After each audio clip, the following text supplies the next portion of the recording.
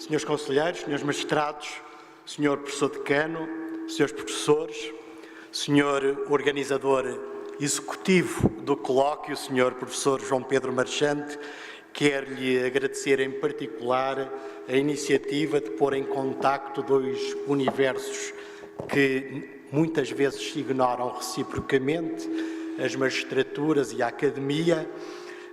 e muitas vezes, provavelmente, a academia ignora mais a jurisprudência do que a jurisprudência ignora a academia, porque, nomeadamente em matéria de doutrinas de aplicação do direito, muitas vezes nós entregamos exercícios intelectuais sofisticados sem ter em conta os preceitos constitucionais sobre a divisão de poderes e, nomeadamente, sem ter em conta a cultura institucional das magistraturas e aquilo que Alf chamava de ideologia normativa dos juízes, isto é, o modo como os juízes, na sua cultura institucional, entendem como devem aplicar o direito. Queria aqui enviar um cumprimento especial ao professor Garcia Amado, cuja obra O Direito e as suas circunstâncias tem sido objeto de muito interesse por parte aqui de alguns colegas da nossa faculdade e que, conjuntamente com o que hoje nos veio dizer, contribuiu muito para destruir uma narrativa legitimadora que pós-45, sobretudo na Alemanha, teve curso no sentido de desculpabilizar os compromissos que a maioria, uma larguíssima maioria de professores de Direito e uma enormíssima maioria de magistrados teve com o regime nacional socialista. Hoje essa narrativa foi descredibilizada na Alemanha por obras de historiadores como Bernd Reuters, Joachim Rüeckert ou Michael Stolreis, mas o professor Garcia Amado tem em Espanha feito uma linha também de reposição de verdade histórica que me parece importante que seja seguida e aprofundada. O organizador do colóquio, o professor João Pedro Marchante, disse-me que eu não tivesse receios de ser polémico. Bom, para tranquilidade dos presentes e tranquilidade dos ausentes, que também os há, eu vou resguardar-me um pouco e vou refugiar-me na exposição da história constitucional alemã posterior à Lei Fundamental de Bona, porque o pretexto deste colóquio é exatamente os 70 anos da Lei Fundamental de Bona. E é uma história que, obviamente, tem lições para toda a cultura europeia.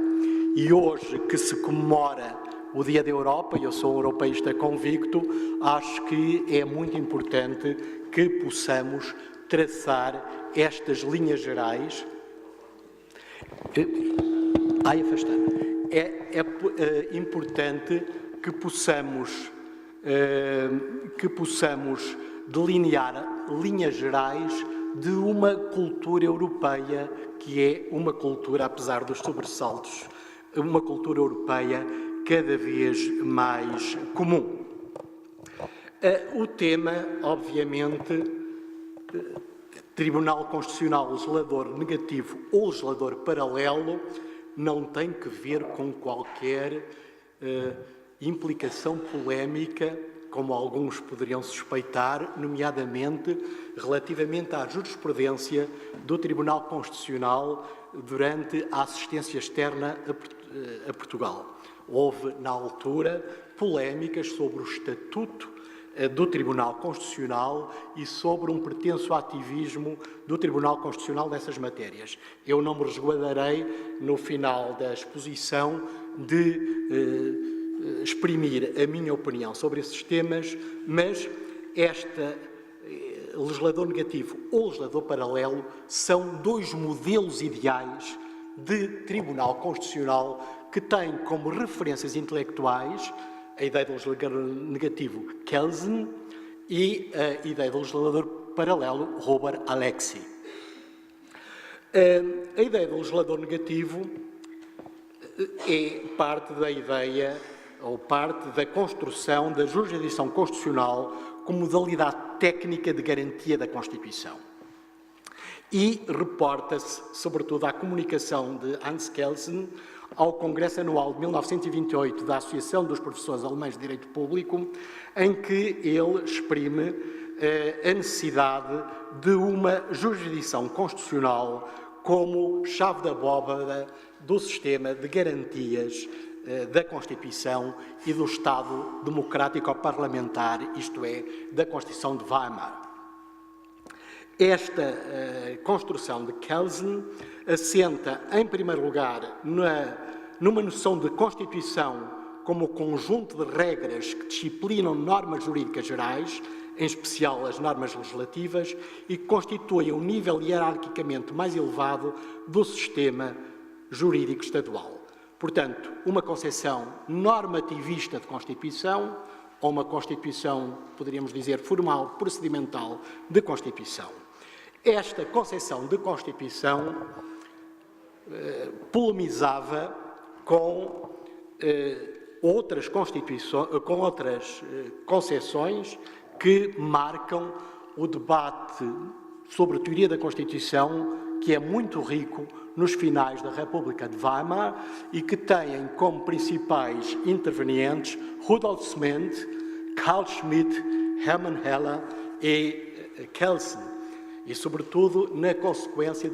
sequência da publicação da obra de Kelsen, a Allgemeine Staatslehre, portanto, Teoria Geral do Estado, de 1925. Para Kelsen, a função política da Constituição é o estabelecimento de limites jurídicos ao exercício de poder. Do outro lado, para além da concepção de Carl Schmitt, que não vale a pena aprofundar, porque por razões históricas, a seguir a 45, Schmitt é interrogado em Nuremberg, é demitido e ele até se queixa no livro que escreve Ex Captivitatis Salus, que a própria biblioteca lhe foi parcialmente confiscada. Portanto, Carl Schmitt tem uma influência indireta na doutrina constitucional alemã, já numa versão democrática, nomeadamente com Ernst Wolfgang Böckenförde, mas mantém uma atividade intelectual muito interessante, nomeadamente no domínio da história das ideias, inspira autores muito interessantes, mantém uma correspondência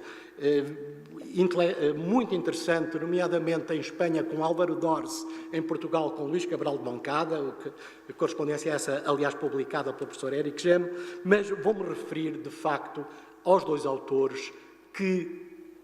pós-45, pós-49, têm influência nestes dois modelos alternativos de Tribunal Constitucional.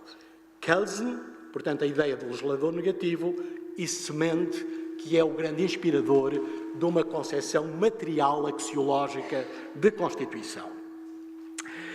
Kelsen, portanto, baseia a sua construção da jurisdição constitucional como modalidade técnica de garantia constitucional nessa noção normativista de Constituição como conjunto de regras que disciplinam normas jurídicas gerais, em especial as normas legislativas, e constituem um nível hierarquicamente mais elevado do sistema jurídico estadual, e também na doutrina da estrutura escalonada do ordenamento jurídico, da autoria de Adolf Julius Merkel e dele próprio, Kelsen.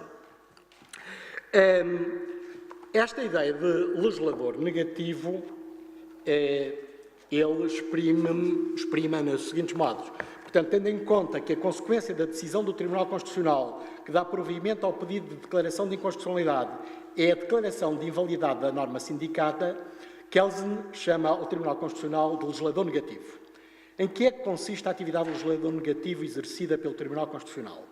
A diferença entre a função legislativa e a função jurisdicional consiste, antes do mais, em que a função legislativa cria normas gerais e a função jurisdicional unicamente normas individuais, isto na terminologia kelseniana. Nessa base, a declaração de invalidade de uma norma geral sindicada num processo de fiscalização abstrata de constitucionalidade consubstancia a alteração de uma regulamentação, pelo que consiste, em boa verdade, no exercício de uma função legislativa. Mas o Tribunal Constitucional não substitui a norma declarada inconstitucional por uma nova norma por ele criada. É, tão somente, como lhe chama Kelsen, legislador negativo. Além disso, como Kelsen explica, a livre criação que caracteriza a legislação está aqui praticamente ausente. A atividade legislador negativa exercida pelo Tribunal Constitucional é absolutamente determinada pela Constituição e é precisamente nisso que a atividade do Tribunal Constitucional se assemelha à de qualquer outro tribunal em geral, pois ela é precisamente aplicação e somente em escassa medida criação do direito. É óbvio que o Tribunal Constitucional, nos sistemas de fiscalização jurisdicional concentrada da constitucionalidade das leis, não é um tribunal colocado e isso foi discutido, até nomeadamente quando se teve de elaborar as normas do protocolo de Estado e as precedências protocolares dos presidentes dos respectivos tribunais, não é um tribunal colocado na pirâmide, na hierarquia dos tribunais. É um tribunal que, pela sua designação, a Assembleia da República, 10 dos 13 juízes, e pela sua estrutura e pela sua função, sobretudo, é um tribunal diferente, portanto, não é um tribunal colocado na cúpula do sistema judicial. E eu defenderei que assim seja, porque como foi proposto por uma corrente mais conservadora da opinião política e também académica portuguesa, de extinção do Tribunal Constitucional e de criação, portanto, no Supremo Tribunal de Justiça, de uma secção para a fiscalização da constitucionalidade das leis, o que foi proposto em 2013, 2014, quando surgiram alguns acórdãos do Tribunal Constitucional que foram vistos como uma defesa de um maior ativismo judicial em matéria de defesa de direitos sociais. Portanto, certos setores de opinião mais conservadora defenderam mesmo a substituição do Tribunal Constitucional ou, portanto, a dissolução do Tribunal Constitucional e a criação, portanto,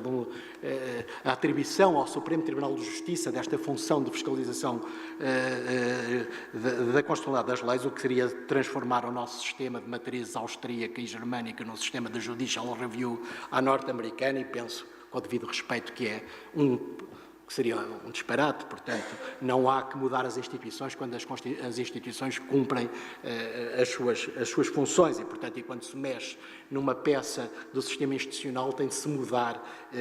as restantes peças e o restante sistema de equilíbrio das instituições. Portanto, foram questões mais ditadas pela paixão política do momento do que por uma reflexão profunda e meditada. Todavia, esta linha kelseniana não foi seguida, como já explicou o professor Garcia Amado, nos anos 50 e 60. Nos anos 50 e 60 há uma concepção material axiológica de Constituição, um entendimento da Constituição como ordem de valores, Wertordnung, e não como o entendimento da Constituição como uma mera ordem quadro de balizamento da atividade do legislador e da atividade política, e por variedíssimas razões, exatamente porque uma narrativa feita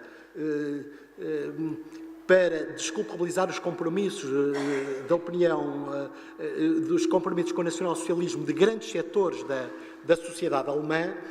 passaram a colocar no centro da ideologia oficial conservadora um certo personalismo ético em que a ideia do artigo 2º, da inviolabilidade da dignidade da pessoa humana, etc., estava no centro do catálogo dos direitos fundamentais e da ordem de valores da Constituição, essa ideia que contribuiu de facto para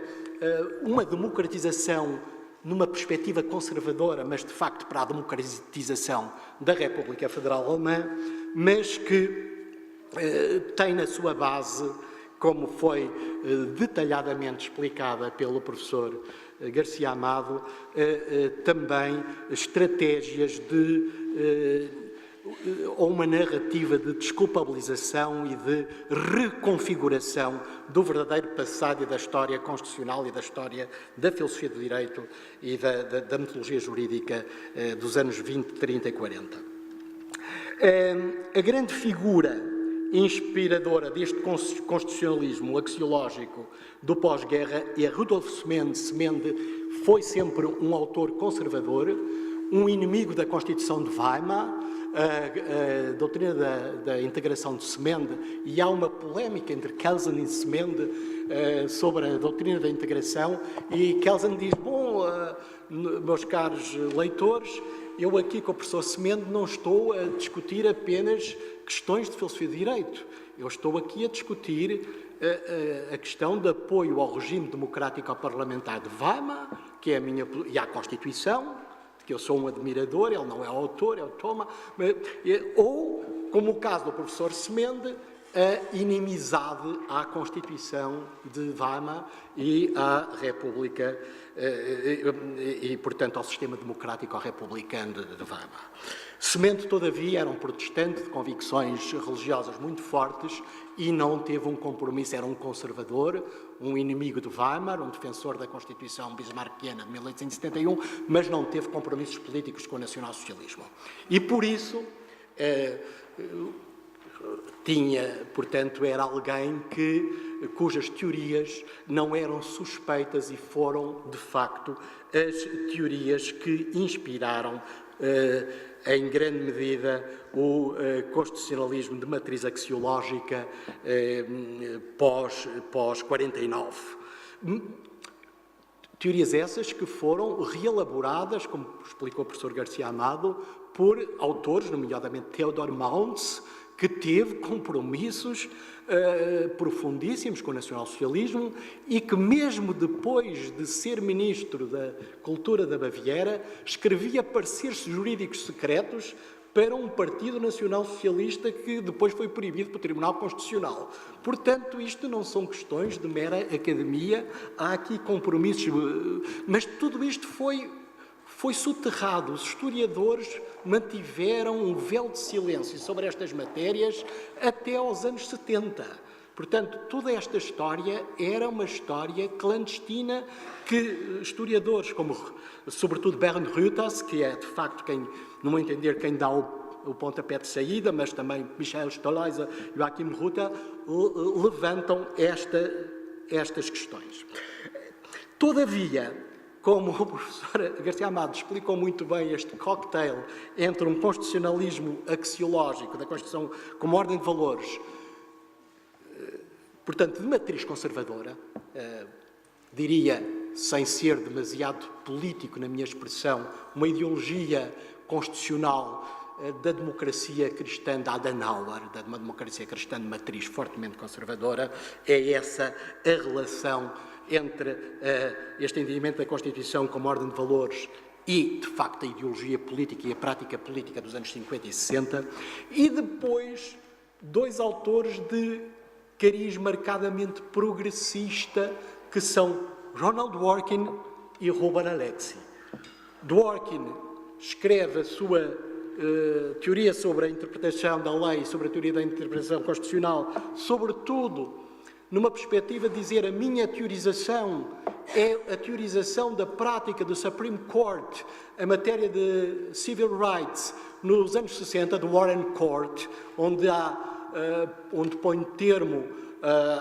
às leis de segregação racial, sobretudo, e é de facto uma história nos anos 60 e a atividade do Supreme Court é de facto muito interessante e contribuiu para um progresso institucional nos Estados Unidos muito importante. E Dworkin, cheguei a ter o privilégio de o conhecer pessoalmente, sempre dizia: a minha grande ambição era ser juiz do Supreme Court. Não o fez, mas não chegou a ser, porque os juízes da Supreme Court são juízes dominação presidencial, e mesmo no Partido Democrático Americano ele era visto como demasiado liberal, progressivo. E depois, Robert Alexy, que é um autor, do ponto de vista intelectual e filosófico, fascinante, e que, no fundo, do ponto de vista do substrato filosófico, é um habermasiano. É um seguidor de Habermas, sobretudo a teoria da argumentação jurídica, que é a sua tese de doutoramento, e depois a sua tese da agregação, da habilitação, é uma teoria dos direitos fundamentais, que é, de facto, uma obra-prima. Eu discordo dela, em absoluto, já vou dizer porquê, mas podemos discordar de obras-primas, não é?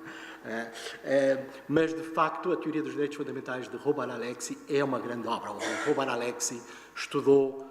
filosofia, estudou lógica matemática, Gunther Patzes, portanto é uma cabeça lógica privilegiada, e essa obra foi uma obra que me impressionou especialmente. Eu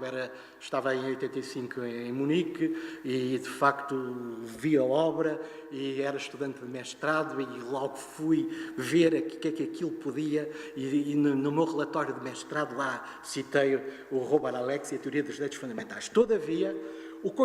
e agora é a minha opinião, o constitucionalismo principialista debilita a certeza e a segurança na aplicação do direito, atribuindo um papel central aos procedimentos de ponderação. Eu acabo já, Sr. Conselheiro. Atribuindo um papel central aos procedimentos de ponderação, à Abwägung, e potencia uma tendência para a jurisdicionalização das escolhas políticas, legitimando o ativismo judicial, o aumento do Tribunal Constitucional, convertendo o Tribunal Constitucional em legislador paralelo. É o que diz Alexy. Não é um legislador negativo, a Kelsen, é um legislador paralelo no processo de concretização da Constituição. Isto é, há dois níveis de concretização da Constituição. O legislador parlamentar é o concretizador em primeiro nível da Constituição, e o Tribunal Constitucional, maiormente, em matéria de direitos fundamentais. As normas de direitos fundamentais, segundo Alexy, têm a estrutura de princípios e não estrutura de regras, são meros starting points de regulação e, portanto, à jurisprudência do Tribunal Constitucional cabe uma tarefa de densificação de sentido e nessa base, portanto, o Tribunal Constitucional é um legislador paralelo, e referiu o professor Garcia Amado o Acórdão Lüth, efeito de irradiação, e, portanto, a ordem jurídica não é um conjunto de normas, é um sistema valorativo que tem como núcleo essencial o catálogo de direitos fundamentais da Constituição, como ordem de valores. Portanto, o constitucionalismo de Alexy é um constitucionalismo principialista, não é um constitucionalismo axiológico há anos 50 e 60, mas, no fundo, é a mesma matriz doutrinária do constitucionalismo principialista de Alexy e do constitucionalismo axiológico da Constituição como ordem de valores dos anos 50 e 60. Dworkin também dizia que os juízes tinham, os juízes, e nomeadamente o Supreme Court, tinham uma função quase legislativa. E para voltar um pouco ao tema do colóquio, que são os 70 anos da Lei Fundamental de Bonn de 49, na Alemanha o Tribunal Constitucional atribui-se a si próprio uma função coadjuvante na conformação do processo político. Não ponho isso em causa. Aliás, eu acho, e escrevi isso num livrinho de elementos de metodologia jurídica, nós devemos estudar a metodologia alemã, a filosofia do direito alemã, mas não devemos transpor mecanicamente as doutrinas para a nossa cultura jurídica. A formação do sistema de direito civil na Alemanha é diferente da formação do direito civil em Portugal, por exemplo, para nos reportar à metodologia do direito civil, que é aquela que acompanho mais de perto, e peço desculpa hoje aos ouvintes e, em particular, ao Sr. Professor Jorge Miranda, de me estar a aventurar em matéria de metodologia de direito constitucional, mas era o tema que me tinha sido solicitado. Interesso-me naturalmente muito mais pela metodologia do direito civil do que pela metodologia do direito constitucional.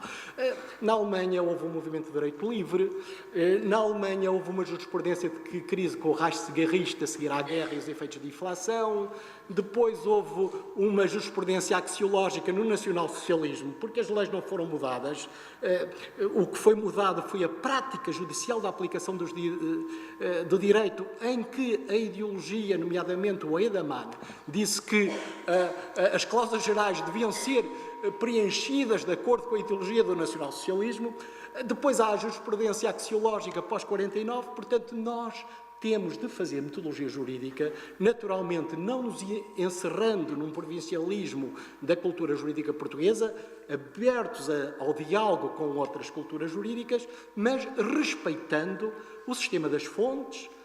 respeitando, em primeiro lugar, as diretrizes constitucionais e uma certa tradição jurídica e aquilo que o Ross, repito, chama de ideologia normativa dos juízes, isto é, a cultura institucional das magistraturas. Na Alemanha, todavia, e demora mais de 2 minutos, o Tribunal Constitucional atribui-se a si próprio uma função coadjuvante na conformação do processo político. Isso tem sido claro, nomeadamente